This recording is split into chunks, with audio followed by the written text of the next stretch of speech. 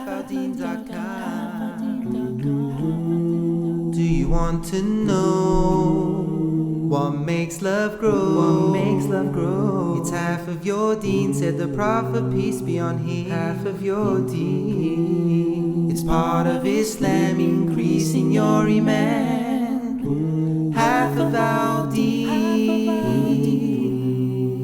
Halfaldeen.com. Back in summer 2006, I launched my first YouTube video. I wasn't sure if anyone was going to watch it, but I still made it anyways. Actually, if I knew now what I knew then with millions and millions of views, I probably would have dressed nicer.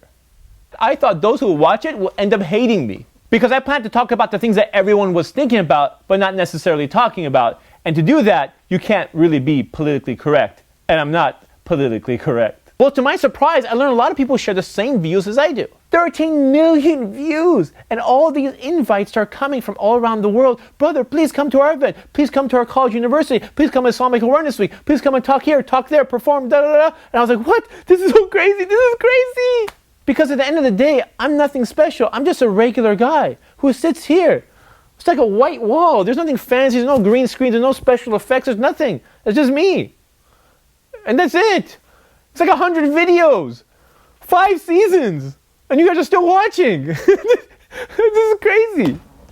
It's crazy.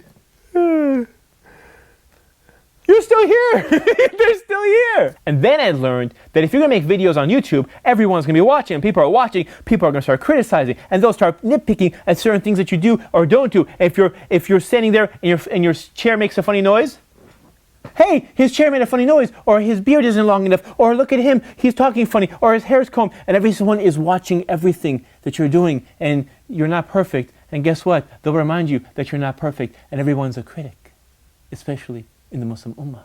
A wise man once said, don't let your critics be your CEOs. Because no matter what you do, you're going to have people criticize you. And if you don't let that get to you, you're never going to move forward. If I let that get to me, I would have never passed my first video because the critics started from video 1 and I'm here on video 100, which tells you I can care less what they think. Because some people focus the majority of their time focusing on what others are doing rather than what they themselves are doing. Brother, me and my friends, we belong to a beard committee. We have noticed your beard in your videos is not growing. We keep measuring and nothing is happening. What is wrong?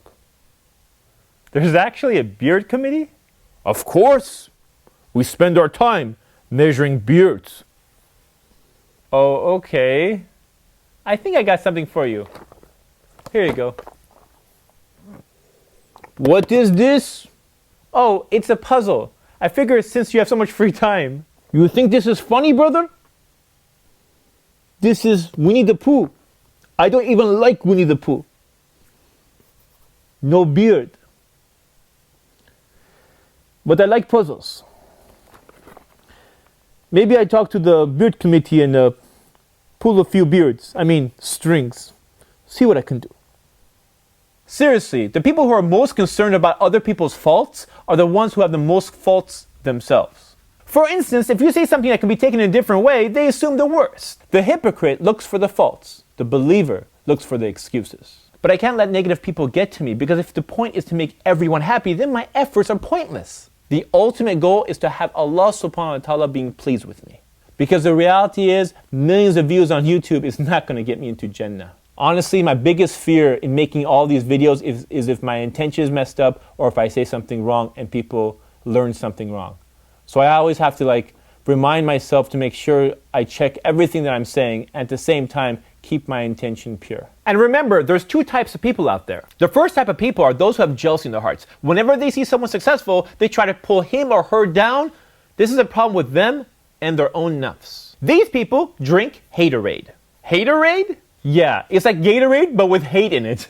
It's sad that there's a lot of people out there who just want to see you fail. If they spent the same amount of energy that they use focusing and critiquing you onto something that's positive, imagine how much good can come out of that. But they don't, because the source of their energy comes from jealousy, and that's why they try to pull down anyone they see rise in their community. That same jealousy makes them judgmental, and when they see flaws in you, they announce it publicly. They'll comment about it, post it on Facebook, tweet it on Twitter, Instagram it, and let the entire world know, let everybody know, except for you.